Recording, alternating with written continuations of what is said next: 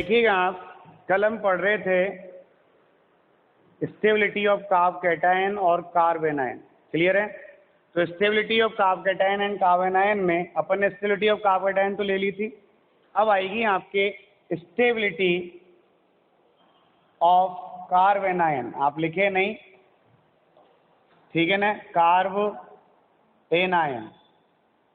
तो carb anion का मतलब क्या होता है, पहले तो वो सीखें, फिर बाद में बात करेंगे। भाई स्टेबिलिटी तो बाद की बात है।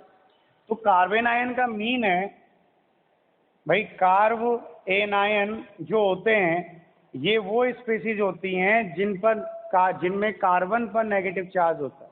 क्लियर? तो हमने क्या कहा, such species in which negative charge present on carbon atom. क्या होता है भाई, कार्बन एटम पर नेगेटिव चार्ज प्रेजेंट होता है, वो कहलाते हैं आपके कार्ब एनायन। जैसे आपने ये ले लिया, ये कोई कार्बन आयन ले लिया, तो कार्बन पर नेगेटिव चार्ज है तो ये कहलाएगा कार्बन आयन। अब जैसे कार्ब कैटायन 3 टाइप के थे, 1 डिग्री, 2 डिग्री, 3 डिग्री, ऐसे ही कार्ब एनायन भी 3 टाइप के होते हैं, 1 डिग्री, 2 डिग्री और 3 डिग्री। अगर नेगेटिव चार्ज 1 डिग्री कार्बन पर है तो कहलाएगा 1 डिग्री कार्बन आयन। ऐसे 1 डिग्री कार्बन का मतलब तो जानते हो ना आप, एक ऐसा कार्बन जिससे वन साइड में कार्बन ऐड हो या अटैच हो, तो ये कहलाता है 1 डिग्री कार्बन आयन। तो ये कहलाएगा आपके 1 डिग्री कार्ब एनायन। क्लियर? फिर अगर ये 2 डिग्री पर प्रेजेंट है तो ये कहलाएगा 2 degree carbon ion. 2 degree carbon ion, 2 degree carbon का मतलब क्या है, ऐसा कार्बन जिससे दो साइड में कार्बन अटैच्ड हो, तो ये कहलाएगा आपके 2 degree carbanion. Clear? और यदि ये नेगेटिव चार्ज 3 डिग्री कार्बन पर प्रेजेंट हो तो इसे कहते हैं अपन 3 डिग्री कार्ब एनायन। क्लियर है? तो कार्ब एनायन 3 टाइप का हो गया, 1 डिग्री, 2 डिग्री और 3 degree. If negative charge present on 1 degree carbon then 1 degree carbon ion, 2 degree carbon then 2 degree carbon ion and 3 degree carbon then 3 degree carbon ion. एक ये होता है CH3 माइनस। इसे बोलते तो अपन 1 डिग्री ही है, लेकिन इसका एक स्पेशल नाम आता है, वो है super 1 degree carbanion. Clear है? तो कार्बन आयन टोटल कितने टाइप के हो गए, 1 डिग्री, 2 डिग्री और 3 डिग्री। क्लियर? अब हम यहाँ पे बात करें कि जो कार्बन आयन में जो नेगेटिवली चार्ज वाला कार्बन होता है, ये कार्बन sp3 हाइब्रिड होता है। कैसा होता है ये? sp3। कार्बन आयन में तो sp2 था पॉजिटिव चार्ज, ये क्या होगा, sp3 हाइब्रिड होगा। क्लियर है यहाँ पे? अब हम बात करें इसकी स्टेबिलिटी की, तो कार्बन आयन क्लियर है आपके। कार्बन आयन का मतलब क्या है, ऐसी स्पीसीज जिनमें कार्बन पर क्या प्रेजेंट हो, नेगेटिव चार्ज प्रेजेंट हो, वो कहलाता है आपके कार्ब एनायन। ये भी वही 3 टाइप का होता है, 1 डिग्री, 2 डिग्री और 3 डिग्री। वो डिपेंड करेगा नेगेटिव चार्ज किस टाइप के कार्बन पर प्रेजेंट है। क्लियर है? अब अपन यहाँ पर देखें, इनकी स्टेबिलिटी की बात करें तो स्टेबिलिटी में हमेशा ध्यान देना, जिन स्पीसीज पर चार्ज है, चाहे वाली वो पॉजिटिव हो चाहे वो नेगेटिव हो, जहां पर चार्ज है वहां स्टेबिलिटी चार्ज के इनवर्सली प्रोपोर्शनल होती है। क्या होती है? चार्ज के इनवर्सली प्रोपोर्शनल, क्योंकि एनर्जी जो है वो चार्ज के डायरेक्टली प्रोपोर्शनल होती है। क्लियर? और स्टेबिलिटी जो है वो चार्ज के एनर्जी के इनवर्सली प्रोपोर्शनल होती है। तो ये चार्ज के भी क्या होगी, इनवर्सली प्रोपोर्शनल होगी। तो हमें अब क्या देखना है, हमें ये देखना है कि भाई कार्बन एनायन की स्टेबिलिटी, मतलब इस पे चार्ज देखना है। तो कार्बन आयन पे, कार्बन पे कौन सा चार्ज है, नेगेटिव चार्ज है। और नेगेटिव चार्ज है तो नेगेटिव चार्ज की स्टेबिलिटी कैसे बढ़ेगी और कैसे घटेगी, तो जो फैक्टर या जो इफेक्ट उस नेगेटिव चार्ज के मैग्नीट्यूड को इंक्रीज करेगा वो तो स्टेबिलिटी को डिक्रीज करेगा, और जो फैक्टर नेगेटिव चार्ज को डिक्रीज करेगा वो फैक्टर या वो इफेक्ट जो है वो स्टेबिलिटी को इंक्रीज करेगा। क्लियर? तो यहाँ पे अपन देखें, ये नेगेटिवली चार्ज कार्बन हो गया। अब सपोज दैट इससे एक मैंने प्लस आई इफेक्ट ग्रुप जोड़ दिया। क्लियर? और यहाँ पर ये नेगेटिवली चार्ज कार्बन से सेकंड में मैंने माइनस आई इफेक्ट ग्रुप जोड़ दिया। क्लियर? तो यहाँ पर ये दोनों ग्रुप ले लिए, एक प्लस आई और एक माइनस आई। आप जानते हैं प्लस आई का काम क्या है? प्लस आई का काम है इलेक्ट्रॉन डोनेटिंग ग्रुप। क्या करना है? इलेक्ट्रॉन रिलीज करना है, इलेक्ट्रॉन देते हैं ये, तो ये कहलाएंगे आपके ERG, इलेक्ट्रॉन रिलीजिंग ग्रुप है। तो जब ये इलेक्ट्रॉन रिलीज करेगा तो इलेक्ट्रॉन किसकी ओर जा रहे हैं? कार्बन की ओर जा रहे हैं। तो इलेक्ट्रॉन कैसा चार्ज है? नेगेटिव चार्ज है, और कार्बन पर ऑलरेडी नेगेटिव चार्ज है। तो जब नेगेटिव चार्ज पे और इलेक्ट्रॉन आएंगे तो नेगेटिव चार्ज इंक्रीज होगा या डिक्रीज होगा? इंक्रीज होगा। तो यहाँ पर चार्ज इंक्रीज हो रहा है, और चार्ज इंक्रीज होगा तो स्टेबिलिटी डिक्रीज होगी। तो मेरा कहने का मतलब क्या है कि जब प्लस आई इफेक्ट इंक्रीज होगा तो negative charge on carbon increases. Clear? और negative charge on carbon increases then stability decreases. इसका मतलब क्या है कि स्टेबिलिटी ऑफ कार्बन आयन जो है वो stability of carbon ion plus I effect के इनवर्सली प्रोपोर्शनल है। क्या है भाई? प्लस आई इफेक्ट के इनवर्सली प्रोपोर्शनल है। क्लियर? प्लस आई इफेक्ट की वैल्यू बढ़ेगी तो स्टेबिलिटी घटेगी। क्लियर? अब हम यहाँ पे बात करें नेगेटिव चार्ज की, माइनस आई इफेक्ट की। तो माइनस आई इफेक्ट का मतलब होता है electron withdrawing group. Clear? Electron withdrawing group का मतलब क्या है? ये इलेक्ट्रॉन्स को अपनी ओर अट्रैक्ट कर रहा है। क्लियर? और इलेक्ट्रॉन्स को अपनी ओर अट्रैक्ट करेगा तो ये कार्बन से इलेक्ट्रॉन खींचेगा। तो नेगेटिव चार्ज से जब इलेक्ट्रॉन खींचेंगे तो नेगेटिव चार्ज में कमी आएगी ना भाई, डिक्रीज होगा। और जब नेगेटिव चार्ज डिक्रीज होगा तो स्टेबिलिटी इंक्रीज होगी। तो यहाँ पे हम कह देंगे sir if minus I effect को इंक्रीज करते हैं तो negative charge on carbon decrease होगा, तो स्टेबिलिटी जो है वो इंक्रीज होगी। इसका मतलब क्या है? माइनस आई इफेक्ट इंक्रीज करने पर स्टेबिलिटी इंक्रीज हो रही है। इसका मीन क्या है? इसका मीन है कि stability of carb anion is directly proportional to minus I and inversely proportional to plus I. Clear? कोई प्रॉब्लम? ये कंसेप्ट है। अब पहले बोलो आपके आया कि नहीं आया? आपको क्या देखना है? चार्ज कौन घटा रहा है और कौन बढ़ा रहा है। चार्ज कौन घटा रहा है और कौन बढ़ा रहा है। तो चार्ज को प्लस आई इफेक्ट इंक्रीज कर रहा है नेगेटिव चार्ज को, और माइनस आई इफेक्ट डिक्रीज कर रहा है। तो प्लस आई तो स्टेबिलिटी को डिक्रीज करेगा और माइनस आई स्टेबिलिटी को इंक्रीज करेगा। मतलब अगर प्लस आई इफेक्ट इंक्रीज होता है तो कार्बन आयन की स्टेबिलिटी डिक्रीज होती है, मतलब कार्बन आयन लेस स्टेबल होगा। और माइनस आई इंक्रीज होता है तो कार्बन आयन मोर स्टेबल होगा। कोई कंफ्यूजन? देखिएगा आपको पता पड़ गया stability of carbon ion minus I के डायरेक्टली प्रोपोर्शनल है और प्लस आई के इनवर्सली प्रोपोर्शनल है। अब देखिएगा आप यहाँ पर, जैसे अपन ने कहा था कि स्टेबिलिटी ऑफ कार्ब कैटायन केवल और केवल इंडक्टिव इफेक्ट पर डिपेंड नहीं करती, वो इंडक्टिव इफेक्ट के साथ साथ रेजोनेंस पर भी डिपेंड करती है, हाइपर कॉन्जुगेशन पर भी डिपेंड करती है, मीजोमेरिक इफेक्ट पर भी डिपेंड करती है, और बहुत सारे फैक्टर्स पर डिपेंड करती है। तो आपको ये नहीं कि सर आपने कहा कि इंडक्टिव पे करते हो, सारे क्वेश्चन को इंडक्टिव के हिसाब से सॉल्व करना है। इंडक्टिव के हिसाब से सॉल्व नहीं करना। जो क्वेश्चन इंडक्टिव से होंगे वो इंडक्टिव से होंगे। और कार्ब कैटायन में इंडक्टिव तक तो हम बहुत कम पहुँचेंगे, इंडक्टिव से पहले ही सॉल्व हो जाएगा वो क्वेश्चन। क्लियर? इंडक्टिव तक वो शायद आवश्यकता ही नहीं पड़ेगी अपन को पहुंचने की। ऐसे ही कार्ब एनायन की स्टेबिलिटी भी अकेले इंडक्टिव इफेक्ट पर डिपेंड नहीं करती, वो इंडक्टिव इफेक्ट के साथ साथ रेजोनेंस पर डिपेंड करती है। रेजोनेंस के बाद बैक बॉन्डिंग पर भी डिपेंड करता है, ये एच बॉन्डिंग पर भी डिपेंड करता है। तो मेनली ये तीन कंसेप्ट आएंगे, रेजोनेंस, बैक बॉन्डिंग और इंडक्टिव इफेक्ट। तो जहाँ पर बैक बॉन्डिंग होगी वो मोस्ट स्टेबिलिटी देगा, और ये कुछ केसेस में पाई जाएगी, एक या दो में। ठीक है? तो बैक बॉन्डिंग बहुत कम केसेस में मिलेगी आपको। फिर आते ये दोनों इफेक्ट मिलेंगे फिर normal. Carbon ion hyper conjugation show नहीं करते। क्या कहा मैंने? Carbon ion hyper conjugation show नहीं करते। तो कार्बन आयन केवल दो इफेक्ट शो करेंगे, इंडक्टिव और रेजोनेंस। अब अगर ये दोनों प्रेजेंट है तो आप हमेशा ध्यान रखना resonance is more effective than inductive. पहले रेजोनेंस को कंसीडर करना है। क्लियर है? और फिर किसको कंसिडर करना है? इंडक्टिव इफेक्ट को।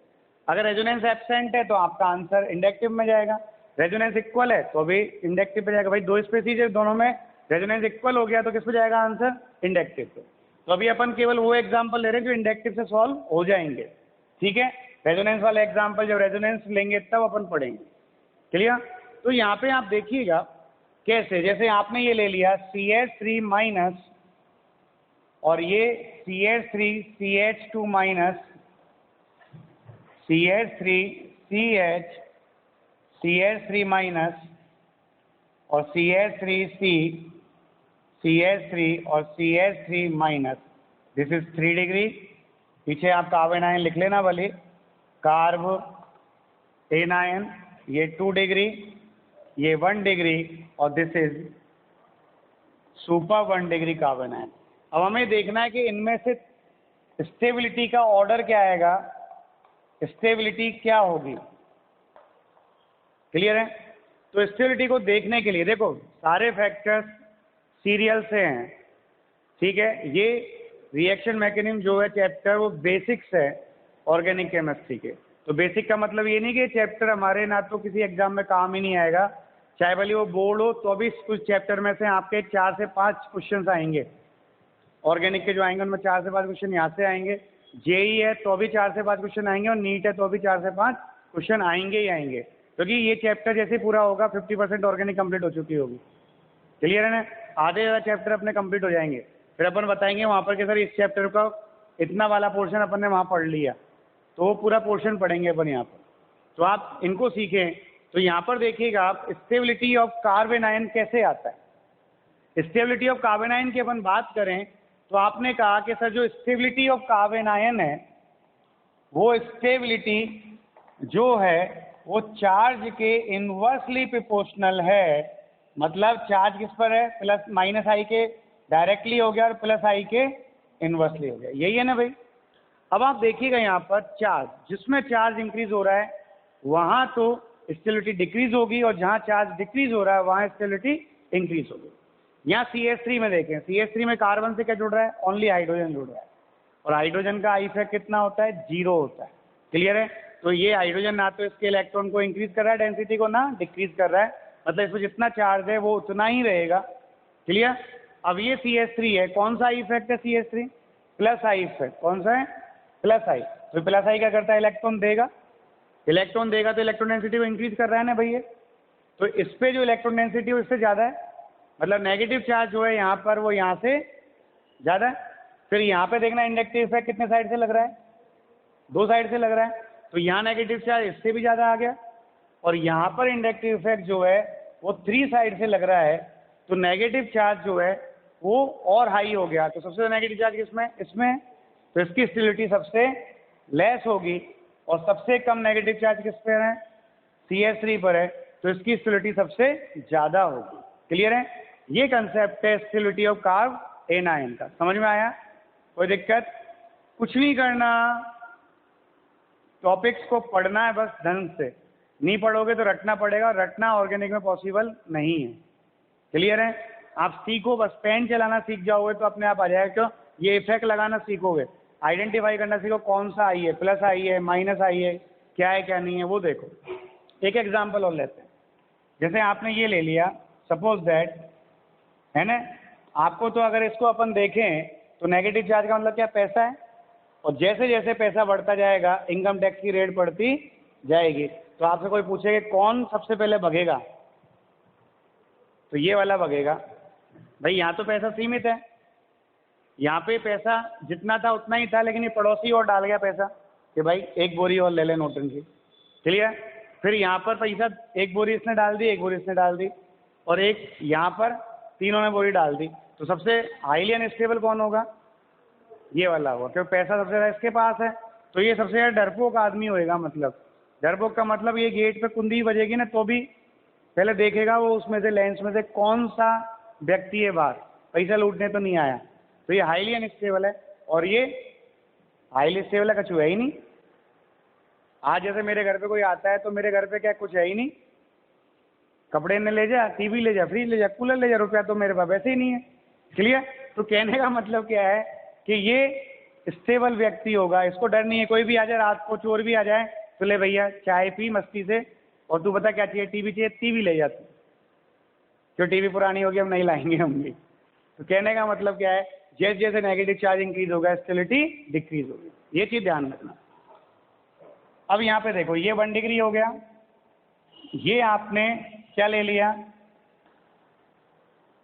2 डिग्री ले लिया कार्बन आयन, और ये आपने 3 डिग्री कार्बन आयन ले लिया। अब आपसे पूछे, आप माइंड में आपसे पूछे कौन मोर स्टेबल है, पहले तो इनकी डिग्री पहचान लो कौन कौन सी है। ये 1 डिग्री पर है, 1 साइड कार्बन है तो 1 डिग्री हो गया, इसके 2 साइड कार्बन है तो ये 2 डिग्री हो गया, और इसके 3 साइड कार्बन है तो ये 3 डिग्री हो गया। क्लियर। अब आप देखो ये क्या है, एल्किल ग्रुप है ना भाई, बेंजीन रिंग नहीं है, ये साइक्लोहेक्सिल रिंग है, तो ये एल्किल ग्रुप है तो क्या करेगा, इलेक्ट्रॉन देगा प्लस आई, और प्लस आई इलेक्ट्रॉन 1 साइड से दे रहा है, यहाँ प्लस आई इफेक्ट 2 साइड से लग रहा है, और यहाँ प्लस आई इफेक्ट 3 साइड से लग रहा है। तो सबसे ज़्यादा नेगेटिव चार्ज कहाँ पर होगा, लास्ट वाले में होगा, और लास्ट वाले में होगा तो स्टेबिलिटी सबसे कम होगी उसकी। क्लियर। ये है प्लस आई। अब अपन एक आध एग्जाम्पल माइनस आई के भी लेते हैं इसमें। क्लियर है यहाँ तक, कोई प्रॉब्लम। चलिए अब अपन यहाँ पर देखें, अपन अब यहाँ पर देखेंगे कैसे आएगा वो देखिएगा, है ना। एक एग्जाम्पल ले लिया आपने, जैसे आपने ये लिया CH2 माइनस और CH3, CH2 माइनस CH2 और NO2, CH2 माइनस CH2 और F, CH2 माइनस CH2 और Cl, और CH2 माइनस CH2 और Br। ये आपने 5 स्पेसीज ले ली। क्लियर। ये A दे दिया इसको, इसको B दे दिया, इसको C दे दिया, इसको D दे दिया, इसको E दे दिया। अब पूछा कि इनकी स्टेबिलिटी का ऑर्डर क्या होगा, डिक्रीजिंग, मुझे डिक्रीजिंग लिखना है। डिक्रीजिंग का मतलब पहले बड़ा और लास्ट में छोटा, बड़े से छोटे की ओर डिक्रीजिंग है। इंक्रीजिंग का मतलब छोटे से बड़ा, पहले सबसे छोटा फिर सबसे लास्ट में सबसे बड़ा। अब आप यहाँ देखो, यहाँ पर तो क्या जुड़ रहा है, प्लस आई इफेक्ट है, माइनस आई है CH3, प्लस आई है, प्लस आई है तो इलेक्ट्रॉन देगा। क्लियर। NO2 कौन सा आई है आपका, माइनस आई है तो इलेक्ट्रॉन लेगा। FB कौन सा आई है, माइनस आई है, इलेक्ट्रॉन लेगा। Cl कौन सा आई है, माइनस आई है, इलेक्ट्रॉन लेगा। और Br कौन सा आई है, माइनस आई है, इलेक्ट्रॉन लेगा। तो ये चारों तो माइनस आई है और ये प्लस आई है, तो जो प्लस आई है वो तो स्टेबिलिटी को घटाता है और माइनस आई स्टेबिलिटी को इंक्रीज करता है, तो ये तो सबसे लेस स्टेबल होगा। तो अगर अपन यहाँ बात करें स्टेबिलिटी की, इनमें स्टेबिलिटी का ऑर्डर क्या आएगा, A सबसे लेस स्टेबल हो गया। क्लियर। क्या हो गया, A सबसे लेस स्टेबल हो गया।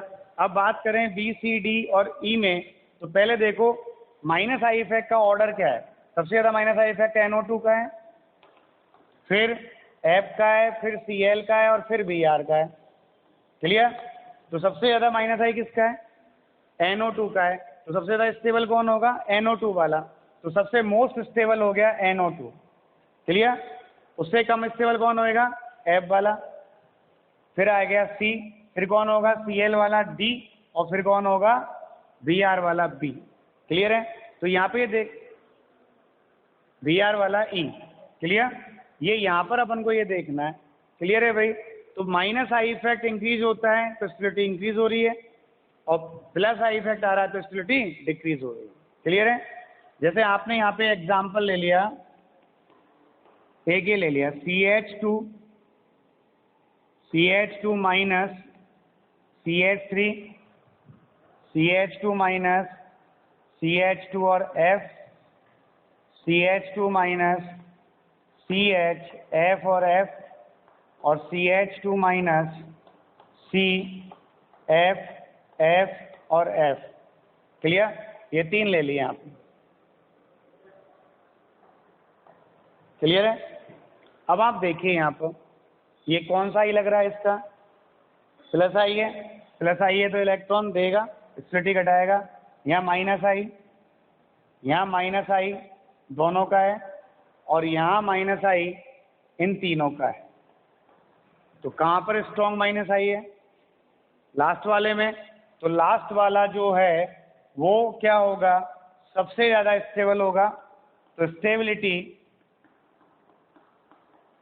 किसकी ज़्यादा होगी, डी की हाईएस्ट होगी, मैक्सिमम होगी, फिर सी, फिर बी और फिर ए। क्लियर। और देखें एग्जाम्पल्स अपन, और एग्जाम्पल्स देखें कि क्या आएगा। अब देखो आप डिस्टेंस वाला या सिंपल, पहले एक और देख लेते हैं। जैसे आपने ये ले लिया, suppose that CH2 minus CH3, CH2 minus CI3, CH2 minus CCl3, CH2 minus CBr3 और CH2 माइनस CF3। ठीक, CF3 का मतलब यही होता है ना, ऐसे Cl3 होगा तो 3 Cl लग जाएंगे, Br होगा तो 3 Br लग जाएंगे। तो चलो, तीनों में हेलोजन की नंबर तो सेम है, 3 3 3 3। अब यहाँ पे आप देखें कि किस हेलोजन का सबसे ज़्यादा इंडक्टिव इफेक्ट होता है माइनस में, फ्लोरीन का होता है या आयोडीन का होता है, फ्लोरीन का होता है। तो माइनस आई इफेक्ट सबसे ज़्यादा जो होता है वो फ्लोरीन का होता है, फिर क्लोरीन का होता है, फिर ब्रोमीन का होता है, और सबसे कम किसका होता है, आयोडीन का होता है। तो सबसे स्ट्रॉन्गेस्ट माइनस आई किसमें लगेगा, इसमें लगेगा। तो सबसे ज़्यादा स्टेबल जो होगा वो ये ई वाला होगा। क्लियर। तो यहाँ पर जो स्टेबिलिटी देखें अपन, क्या होगा, ई वाला होगा। क्लियर। उससे कम किसका है, Cl वाले का है, तो फिर C हो गया। उससे कम Br वाले का है तो D हो गया। उससे कम I वाले का है तो B हो गया। ये तो प्लस आई है, क्या ये तो प्लस आई है, तो ये सबसे कम होगा, A हो गया। क्लियर है। तो पहले बताइए माइनस आई का इफेक्ट समझ में आया कि नहीं आया। क्लियर। चलिए अब आप यहाँ पे देखें अपन, जैसे डिस्टेंस वाला फैक्टर ले लें, CH2 NO2 CH2 CH2 और CH2 माइनस। क्लियर। एक ये ले लिया, एक अपन ने लिया CH3 CH NO2, तो CH2 और CH2 माइनस।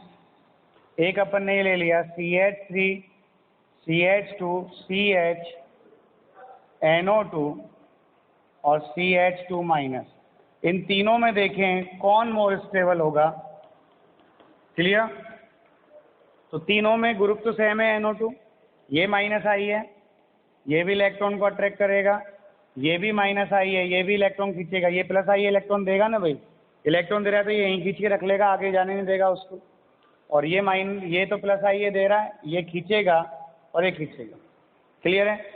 अब NO2 जो है वो माइनस आई है, तीनों में ही NO2 है, लेकिन तीनों में एक स्थिति है कि भाई यहाँ जो पोजीशन है वो चेंज है, डिस्टेंस चेंज है। यहाँ ये सेकंड कार्बन पर ही है, यहाँ पर ये थर्ड कार्बन पर है, और यहाँ पर ये फोर्थ कार्बन पर है। और आपने कहा था कि इंडक्टिव इफेक्ट जो होता है वो डिस्टेंस के इन्वर्सली प्रोपोर्शनल होता है। मतलब इंडक्टिव इफेक्ट उस ग्रुप से, जो ग्रुप इंडक्टिव इफेक्ट को रिप्रेजेंट कर रहा है, उससे यदि डिस्टेंस बढ़ती जाएगी तो वो कम होता जाएगा। तो सबसे ज़्यादा इंडक्टिव इफेक्ट कहाँ पे लगेगा, जहाँ सबसे पास में होगा यहाँ लगेगा माइनस आई, और सबसे कम माइनस आई कहाँ लगेगा, जो सबसे दूर होगा। तो यहाँ पर सबसे कम माइनस आई है और यहाँ पर ही सबसे ज़्यादा इफेक्टिव है, और इफेक्टिव जहाँ पे ज़्यादा है उसकी स्टेबिलिटी क्या होगी, सबसे ज़्यादा होगी। थर्ड सबसे ज़्यादा स्टेबल, फिर सेकंड और सबसे कम स्टेबल फर्स्ट। तो क्लियर है माइनस आई और प्लस आई, कार्बन आयन की स्टेबिलिटी क्लियर है। चलो ठीक है, और देखते हैं। अब आपके stability of carb cation and carbon ion clear है। अब हम बात करते हैं एसिडिटी ऑफ कार्बोक्सिलिक एसिड। ये बहुत इंपॉर्टेंट टॉपिक है, और ये चैप्टर नंबर 12 कार्बोक्सिलिक एसिड में भी आपके आएगा। राजस्थान बोर्ड में भी एक बहुत अच्छा क्वेश्चन आता है इस टॉपिक में से, और जेईई में, नीट में तो काफ़ी सारे क्वेश्चन पूछे गए इस टॉपिक में से आज तक। तो आप देखिएगा, अपन बात करते हैं पहले एसिडिटी ऑफ कार्बोक्सिलिक एसिड। अब अपन यहाँ पे बात करेंगे कि एसिडिटी ऑफ कार्बोक्सिलिक एसिड क्या होती है। तो आप सबसे पहले तो ये चीज़ सीख लें कि एसिडिटी का मतलब क्या होता है। एसिडिटी का मतलब होता है कि such compounds which donate H+ ion are known as acid. Clear है। जो H प्लस आयन डोनेट करते हैं, आर्रीनियस के अकॉर्डिंग भी H प्लस आयन डोनेट करते हैं और ब्रॉन्स्टन लॉरी के अकॉर्डिंग भी H प्लस आयन डोनेट करते हैं, वो एसिड है। अब एसिडिटी का मतलब क्या होता है? एसिड की स्ट्रेंथ होती है एसिडिटी, या एसिडिक स्ट्रेंथ कहते हैं इसको, या एसिडिटी कहते हैं। एक तो अपन ने वहाँ 11th में यूज करा था एसिड के लिए बेसिसिटी और बेस के लिए एसिडिटी। वो एसिड के लिए जो बेसिसिटी शब्द यूज किया था वो तो क्या था कि 1 मोल एसिड कितने मोल बेस के साथ रिएक्ट करता है, वो चीज़ थी यूटिलाइजेशन में। अब यहाँ पे अगर अपन स्ट्रेंथ की बात करेंगे, कौन सा एसिड स्ट्रॉन्ग है और कौन सा एसिड वीक है, तो वो उसके लिए शब्द यूज करेंगे एसिडिक स्ट्रेंथ और एसिडिटी। क्लियर? तो अपन जानते हैं एसिड का मतलब क्या होता है, such compounds which donate the proton और H plus ion are known as acid. Clear? अब इतना ध्यान रख लिया कि डोनेट कर रहा है। अब जो जितनी easily H plus ion donate करेगा, क्या कहा मैंने, जो जितना easily H plus ion donate करेगा वो उतना ही मोर एसिडिक होगा। क्लियर है? या जो एसिड जितना ज्यादा H प्लस आयन अवेलेबल करा रहा है, नंबर ऑफ H आयन नहीं, H प्लस अवेलेबिलिटी, कितने समय के लिए अवेलेबल करा रहा है, वो उतना ही मोर स्ट्रॉन्ग एसिड होगा। क्लियर है? तो यहाँ पर अपन बात करेंगे एसिडिक स्ट्रेंथ की, तो हमें क्या देखना है कि कौन कितना easily H plus ion donate कर रहा है या कौन सा एसिड ज्यादा H प्लस आयन अवेलेबल करा रहा है। क्लियर है? तो यहाँ पे आप देखिएगा हम बात कर रहे हैं कार्बोक्सिलिक एसिड की, तो ये होता है आपका कार्बोक्सिलिक एसिड जिसमें COOH ग्रुप होता है। क्लियर? तो ये है आपका कार्बोक्सिलिक एसिड। अब ये एसिड होगा, क्या होगा, ये एसिड होगा, तो इसका काम क्या है, H प्लस डोनेट करना। क्या काम है इसका? H plus. जब ये H प्लस डोनेट कब करेगा, जब H प्लस के इलेक्ट्रॉन को ये ले लेगा और H प्लस के इलेक्ट्रॉन को ये ले लेगा, तो ये क्या हो गया, C double bond O minus और H प्लस, ये कहलाएगा कार्बोक्सिलेट आयन। क्या कहलाएगा ये? Carboxylate ion. अब यहाँ पर जो एसिडिटी जो डिपेंड करेगी, ये H प्लस जितना ज़्यादा अवेलेबल होगा उतना ज़्यादा ये मोर एसिडिक होगा। अब H प्लस की अवेलेबिलिटी किस पर डिपेंड करेगी कि भाई देखो यहाँ एनायन प्रेजेंट है जो एक बेस होता है। एनायन ऑलवेज क्या होता है, एक बेस होता है ना। ये ब्रॉन्स्टन लॉरी में पढ़ा आपने कि when an acid donate H plus ion then the form anion is known as conjugate base. क्या कहलाता है वो? Conjugate base. तो ये बेस है ना भाई, तो बेस भी है यहाँ पर और एसिड भी है, तो दोनों कंबाइन करेंगे। अब अगर ये बहुत फास्टली कंबाइन कर गए और वापस इधर आ गए तो इसका मतलब ये वीक एसिड है। क्यों? फास्टली कंबाइन करने का मतलब है कि H प्लस ज़्यादा अवेलेबल नहीं हुआ ना हमको, भाई इसने H प्लस दिया और वापस ले गया। मैंने आपको रोटी दी और उस रोटी को मैं वापस ले गया तो आपने खाई तो है नहीं, आपकी भूख तो नहीं मिटेगी, तो मैं दाता कहलाऊंगा क्या? आप कह हैं कई बावड़ा आदमी है, रोटी दे गया और वापस खींच के ले गया। तो वो वाला है। ये H प्लस आयन यदि बहुत जल्दी रिकम्बाइन हो जाता है तो ये वीक एसिड होगा, और यदि ये H प्लस आयन रिकम्बाइन नहीं होता है इसके साथ और लेट रिकम्बाइन होता है तो ये कंपाउंड जो है वो मोर एसिडिक होगा। अब ये कैसे देखेंगे सर, यहाँ पे इजीली रिकम्बाइन होगा या फास्टली रिकम्बाइन, मतलब डिफिकल्टी से रिकम्बाइन होगा, तो वो डिपेंड करेगा स्टेबिलिटी ऑफ कार्बोक्सिलेट आयन पर। किस पर डिपेंड करेगा? स्टेबिलिटी ऑफ कार्बोक्सिलेट आयन पर। कैसे? मैं आपको समझाता हूँ। जैसे मान लो ये एक बाणिये की दुकान है, सपोज दैट ये एक बाणिये की दुकान है। उस दुकान में ऑक्सीजन जो मोर इलेक्ट्रोनेगेटिव एटम है उनको अपन पूरी ऑर्गेनिक में अब सेठ बोलेंगे, मतलब पैसे वाला, पैसा इनके पास ही होता है। और जो हाइड्रोजन और कार्बन है बेचारे भिखारी लोग हैं। कौन है? भिखारी लोग। अब मान लो कि ये सेठ के यहाँ पर ये नौकर काम कर रहा था। क्लियर है? तो कभी कभी नौकर को घमंड हो जाता है कि दुकान मेरी वजह से चल रही है। क्लियर है? मान लो आज अगर मैं सोचूं कि प्रज्ञा अकेडमी मेरी वजह से चल रही है, मेरी वजह से चल रही, सिस्टम की वजह से चल रही है। क्लियर? मेरे वजह से तो यहाँ इसमें खूब आएंगे और जाएंगे, कोई फर्क नहीं पड़ता। क्लियर है? फर्क कुछ क्षण के लिए पड़ेगा कि अगर एक टीचर जाता है कि साहब फलाना टीचर गया, उसकी जगह कौन पढ़ाएगा? दूसरा आएगा। क्लियर है? तो वही कंसेप्ट है। अब यहाँ पे दो तरीके के कंसेप्ट होंगे। मान लो ये नौकर को लगता है कि यार ये दुकान मेरी वजह से चल रही है, अब ये नौकर इस सेठ को ब्लैकमेल कर रहा है, मेरी तनख्वाह बढ़ा नहीं मैं तो जाऊंगा। क्या कर, मेरी तनख्वाह बढ़ा नहीं तो मैं तो जाऊंगा। अब काम नहीं कर रहा ढंग से और लापरवाही कर रहा है, तो सेठ ने इस नौकर को निकाल दिया, सपोज दैट, और ये नौकर निकला तो सेठ ने क्या करा, उसके पैसे रख लिए और भगा दिया, और भगा दिया तो यहाँ पर ये दुकान हो गई विदाउट नौकर, दुकान अलग हो गई और नौकर अलग हो गया। अब ये नौकर मार्केट में उपलब्ध है, अब मार्केट भी देखता है कि नौकर कैसा है, क्लियर। अगर नौकर के जाने के बाद दुकान और तेज चल गई और शानदार चल गई, इसका मतलब क्या था, नौकरी खराब था, सेठ तो अच्छा था, क्लियर है।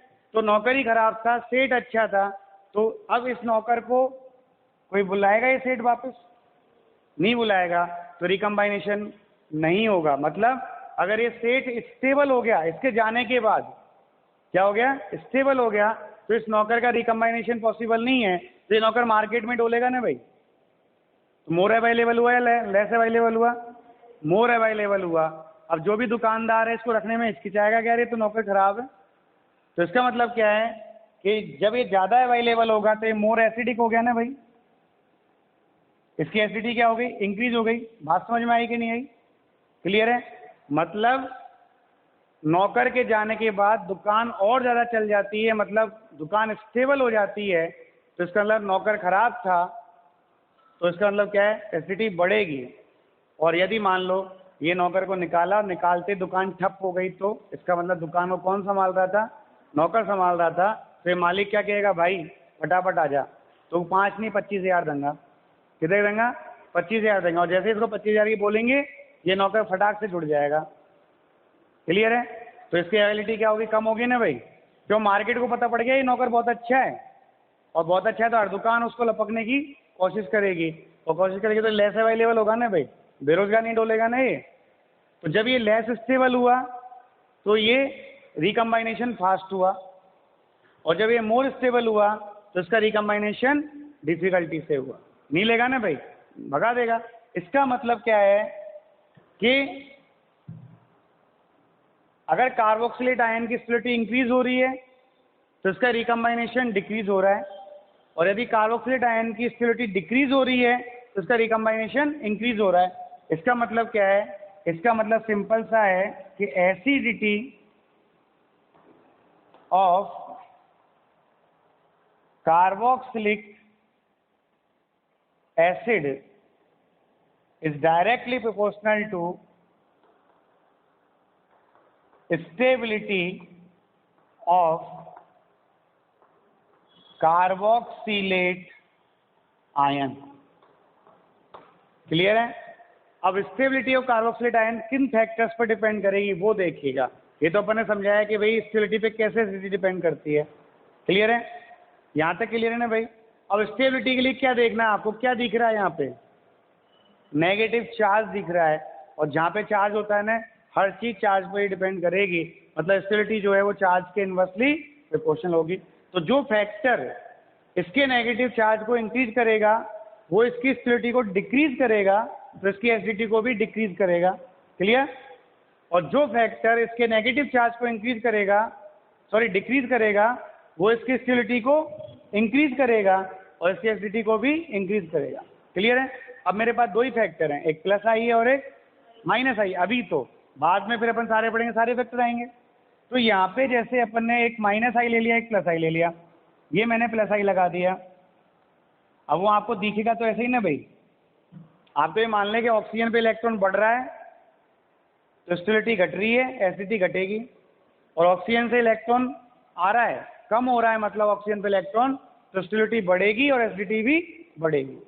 अब यहाँ देखें, आपने प्लस आई इफेक्ट लिया, क्या काम है प्लस आई का, क्या काम है, इलेक्ट्रॉन देने का, इलेक्ट्रॉन रिलीजिंग ग्रुप है, और इलेक्ट्रॉन रिलीजिंग ग्रुप है तो इलेक्ट्रॉन रिलीज करेगा, इलेक्ट्रॉन रिलीज करेगा तो देखना ऑक्सीजन पर इलेक्ट्रॉन आ रहा है या ऑक्सीजन से इलेक्ट्रॉन जा रहा है, ऑक्सीजन पर इलेक्ट्रॉन आ रहा है, तो ऑक्सीजन पर इलेक्ट्रॉन डेंसिटी बढ़ेगी, ऑक्सीजन पर इलेक्ट्रॉन डेंसिटी बढ़ेगी, मतलब नेगेटिव चार्ज बढ़ेगा, और नेगेटिव चार्ज बढ़ेगा तो इसकी स्टेबिलिटी घटेगी ना भाई, स्टेबिलिटी घटेगी तो एसिडिटी बढ़ेगी, क्लियर है, सॉरी स्टेबिलिटी घटेगी तो एसिडिटी भी घटेगी, क्लियर है। इसका मतलब क्या है, प्लस आई इफेक्ट इंक्रीज होता है तो electron density on oxygen atom increase होगी, तो स्टेबिलिटी ऑफ कार्बोक्सिलेट आयन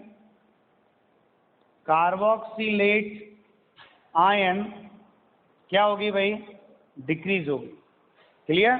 और स्टेबिलिटी डिक्रीज होगी तो एसिडिटी जो है वो भी क्या होगी, डिक्रीज होगी। इसका मतलब क्या है, acidity is inversely proportional to my plus I effect.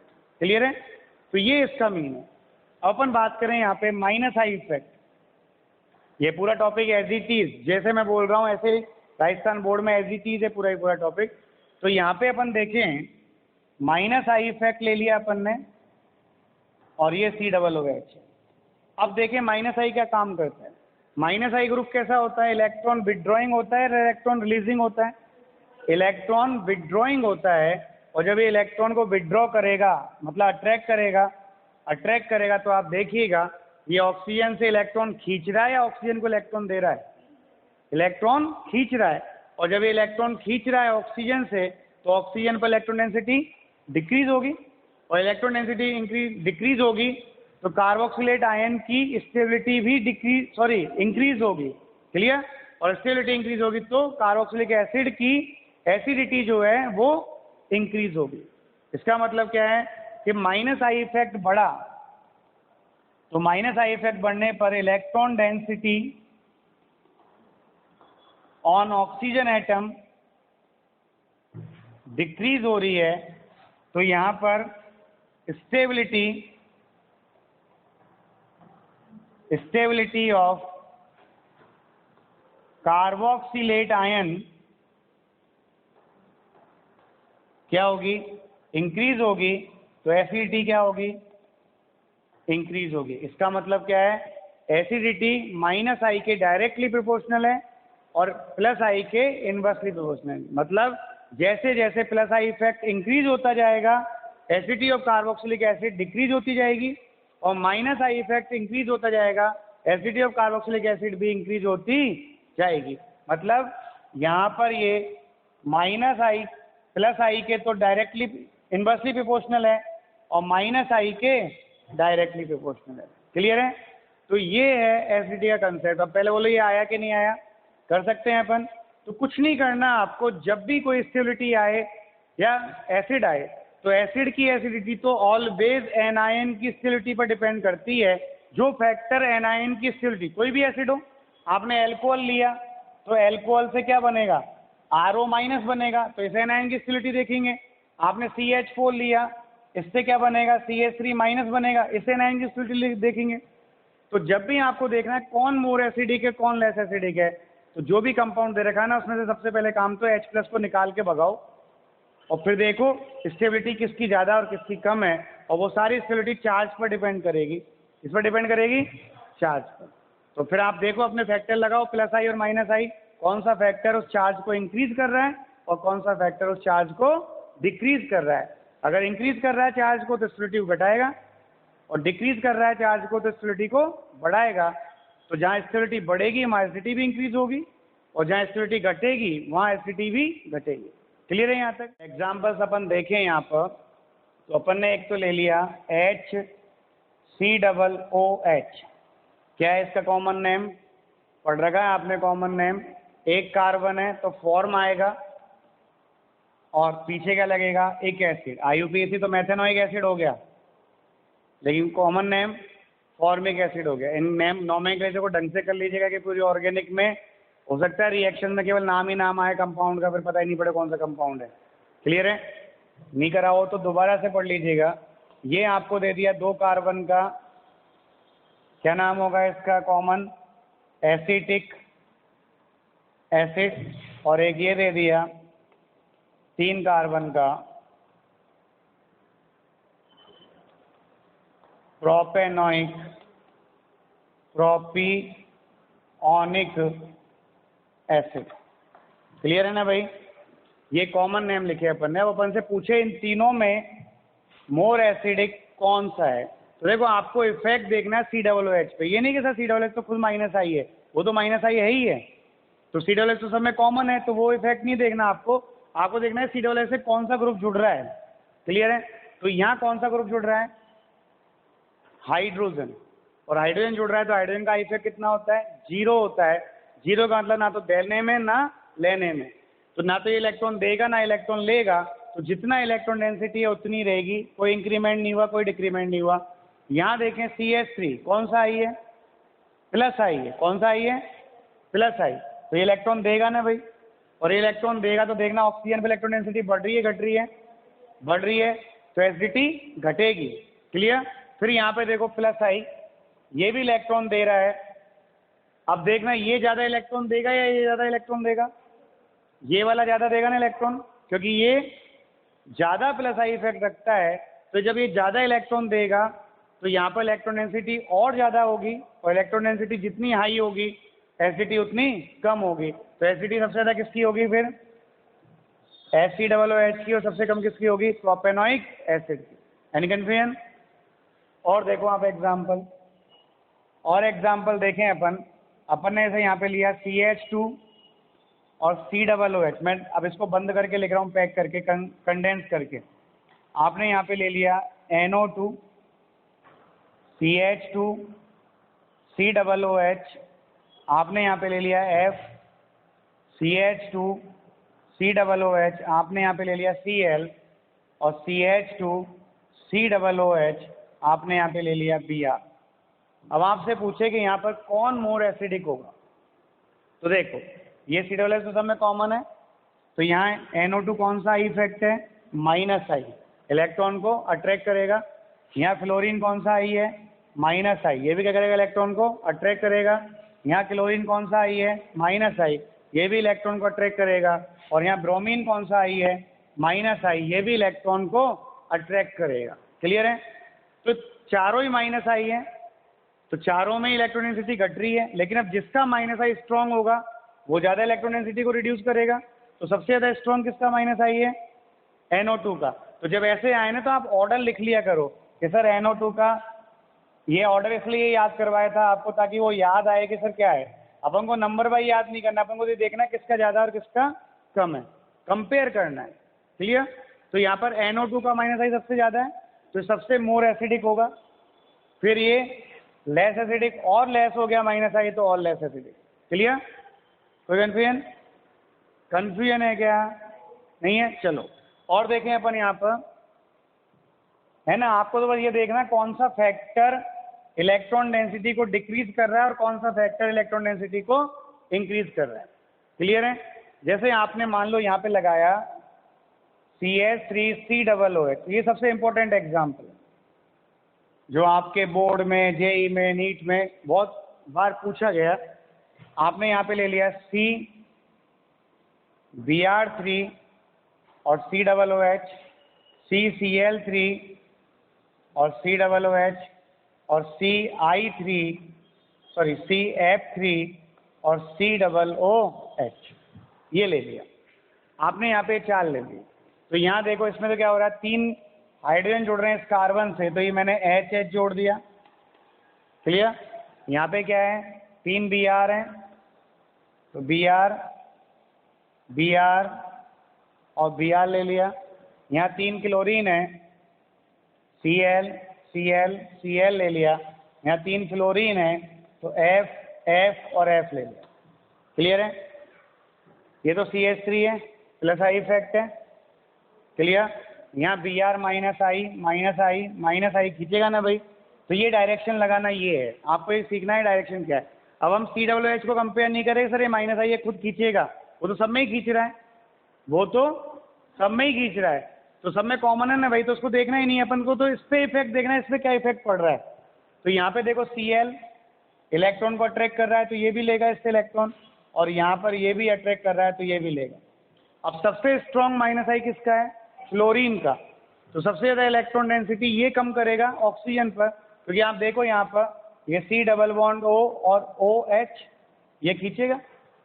तो सबसे लेस इलेक्ट्रॉन डेंसिटी किस में होगी? इस ऑक्सीजन पर होगी। तो सबसे मोर स्टेबल होगा ना इसका कार्बोक्सिलिक आयन, और जब इसका कार्बोक्सिलिक आयन मोर स्टेबल होगा तो इसका ये जो कार्बोक्सिलिक एसिड है वो मोस्ट एसिडिक होगा।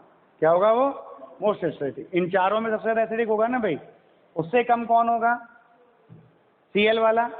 उससे कम कौन होगा? Br वाला। और ये तो बेचारा प्लस आई है ना, ये तो घटाता है, बढ़ाता तो है ही नहीं। तो ये आएगा आपका ऑर्डर।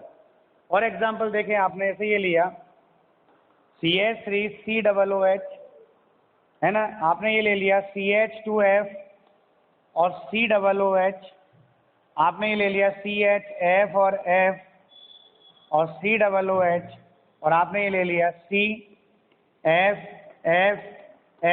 और COOH। चलिए अब आप बताइए सबसे ज़्यादा एसिडिक कौन होगा? सबसे ज़्यादा एसिडिक, देखो आप इसको ढंग से, कौन सा मोस्ट एसिडिक होगा मुझे बताइएगा। लास्ट वाला होगा। क्यों होगा लास्ट वाला? क्योंकि यहाँ पे माइनस आई इफेक्ट 3 फ्लोरीन के द्वारा लग रहा है। क्लियर है? यहाँ माइनस आई इफेक्ट तो है, लेकिन यहाँ फ्लोरीन की नंबर कितनी? ओनली 2 है। तो माइनस आई इफेक्ट इसके कंपेरिजन में कम हो गया ना भाई, और कम हो गया तो ये लेस एसिडिक हो गया। फिर यहाँ पर ओनली 1 है तो ये इससे भी लेस एसिडिक हो गया, और यहाँ तो प्लस आई है ना बेटा, और प्लस आई है तो ये और लेस एसिडिक हो गया। क्लियर है? कर सकते हैं अपन इनको। और देखो जैसे आपने ये ले लिया CH2 और NO2, CH2 और COOH, और एक मैंने ले लिया CH3CH NO2 और COOH। तो यहाँ पर देखो NO2 कौन सा आई है? माइनस आई है, इलेक्ट्रॉन को अट्रैक्ट करेगा। क्लियर? यहाँ पर भी NO2 माइनस आई है, तो किसका माइनस आई सबसे ज़्यादा है? कहाँ पर NO2 minus I effect strongly लगाएगा? COOH के रेस्पेक्ट में। भैया हमें COOH पे देखना है। किस पे देखना है? COOH पे। तो यहाँ देखो COOH से थर्ड कार्बन पर है, COOH से तो सॉरी सेकंड कार्बन पर है, और यहाँ COOH के बाद में फर्स्ट कार्बन पर है। तो इफेक्ट कहाँ पे ज़्यादा है? यहाँ ज़्यादा है माइनस आई। तो जहाँ ज़्यादा है वहीं पर सबसे एसिडिटी ज़्यादा होगी। क्लियर है? अब एक लास्ट एग्जाम्पल और देखें अपन। क्लियर है यहाँ तक? कोई प्रॉब्लम? एक लास्ट एग्जाम्पल और देखें अपन यहाँ पर कि एसिडिटी ऑफ कार्बोक्सिलिक एसिड में। और एक एग्जाम्पल आता है बहुत सिंपल सा, आपको ये कह दे कि सर CH2 COOH और NO2, और एक दे दिया आपको CH2 CN और COOH, और एक दे दिया आपको CH2 और SO3H और COOH। ये 3 दे दिए आपको। अब आपसे पूछे कि सर इनकी एसिडिटी सबसे ज़्यादा किसकी होगी, मोस्ट एसिडिक कौन होगा? तो आप पहचाने, NO2 माइनस आई है, CN भी माइनस आई है, और SO3H भी माइनस आई है। किसका माइनस आई इफेक्ट ज़्यादा है? NO2 का सबसे ज़्यादा है ना भाई। फिर किसका है? CN का। फिर किसका है? SO3H का। तो एसिडिटी का ऑर्डर क्या आना चाहिए था? एसिडिटी का ऑर्डर आना चाहिए था फर्स्ट, सेकंड और थर्ड, ये आना चाहिए था, लेकिन ये नहीं है यहाँ पे ऑर्डर। यहाँ ऑर्डर थोड़ा सा चेंज है, ये थर्ड, फिर फर्स्ट और फिर सेकंड, ये ऑर्डर है। तो ये एक्चुअल ऑर्डर है आपकी एसिडिटी का। बस ये चीज़ समझानी है अब कैसे आया, ये इम्पोर्टेंट, और यही गूगली है। क्या यही गूगली है? क्योंकि स्टूडेंट जनरली पढ़ के नॉर्मल जनरल कंसेप्ट लगाएगा तो लगाएगा। अब यहाँ देखो ये मोस्ट एसिडिक क्यों है? क्योंकि SO3H खुद एक एसिडिक ग्रुप है, सल्फोनिक एसिड। कौन सा? सल्फोनिक एसिड खुद एसिडिक हो गया ना भाई। और वो भी कौन सा है? Inorganic acid. कौन सा है? इनऑर्गेनिक। और always remember that all the inorganic acids are more acidic than organic acid. जितने भी इनऑर्गेनिक एसिड्स होते हैं उनकी एसिडिटी ऑर्गेनिक एसिड की कंपेरिजन में बहुत ज़्यादा होती है। तो ये तो अपने आप ही बहुत हाईली एसिडिक हो गया। तो जब भी अगर आपके SO3H आता है और COOH आता है तो मोर एसिडिक जो होगा वो SO3H वाला होगा। तो आपको जब एसिडिटी पूछे और वहाँ SO3H रख दिया उसने, तो उसको बिना कहे उठा के रख दो। क्या कहा मैंने? बिना कहे उठा के रख दो, वो तो मोस्ट एसिडिक होगा SO3H वाला। तो SO3H का कंपेयर कभी भी COOH से हो ही नहीं सकता। ये तो इनऑर्गेनिक एसिड है, तो ये क्या स्ट्रॉन्ग एसिड है और ये वीक एसिड है। ऑर्गेनिक एसिड तो बहुत वीक एसिड होते हैं ना भाई जनरली, तो ये स्ट्रॉन्ग है और ये वीक है। तो जब आपको किसी क्वेश्चन में SO3H आ जाए और COOH आ जाए तो आपको एसिडिटी SO3H की सबसे ज़्यादा देनी है, ये अपने आप उठा के रख लो। फिर COOH हो गया, फिर मान लो कंपाउंड चेंज कर दिया, उसने फिनॉल ले लिया, फिर वाटर आएगा और उसके बाद फिर आएंगे एल्कोहल। आप याद करो ये चीज़ मैंने आपको 11th में भी लिखाई थी एसिडिटी में, ब्रोंस्टेन लॉरी कंसेप्ट में अपन ने लिखी है इसको, ठीक है। नहीं लिखी हो तो देखना वहाँ पे एक बार, और ये चीज़ें समझाई हैं आपको, क्लियर है। तो एसिडिटी आई कि नहीं आई। अब कौन मोस्ट एसिडिक होगा, थर्ड वाला, और लेस एसिडिक कौन होगा, सेकंड वाला, क्लियर, कोई कन्फ्यूजन। तो ये ऑर्डर होगा, न कि ऊपर वाला, ठीक। आप जनरली ऊपर वाला करोगे तो ऊपर वाला आपको नहीं करना, कौन सा करना है, नीचे वाला। तो ये आई आपके acidity of the carboxylic acid complete होती है किसके बेसिस पर, इंडक्टिव इफेक्ट के बेसिस पर। एज इट इज ऐसे कि ऐसे, ये चैप्टर नंबर 12 में है, पूरा की पूरा टॉपिक चैप्टर 12 में है। मैंने जितने फैक्टर पढ़ाए वो सारे फैक्टर एज इट इज है वहाँ पर, ठीक है। तो इनको जब आप उतारें तो ये सोच के उतारें कि रिएक्शन मैकेनिज्म, बहुत से बच्चे क्या करते हैं बोर्ड में ऐसा दिख ही नहीं रहा चैप्टर को, नाम से कोई मतलब नहीं होता, क्लियर। चैप्टर नंबर 12 में पूरा आपके क्या मिलेगा, कार्बोक्सिलिक एसिड की एसिडिटी। 12 को जब लास्ट में खोलोगे आप तो चैप्टर नंबर 12 के लास्ट के पेजेस पर ये पूरा लिखा हुआ है, क्लियर है। अब बोलो आपको एसिडिटी और कार्बोक्सिलिक एसिड आई कि नहीं आई, कोई कन्फ्यूजन। चलो थैंक यू, बाकी अपन अगले लेक्चर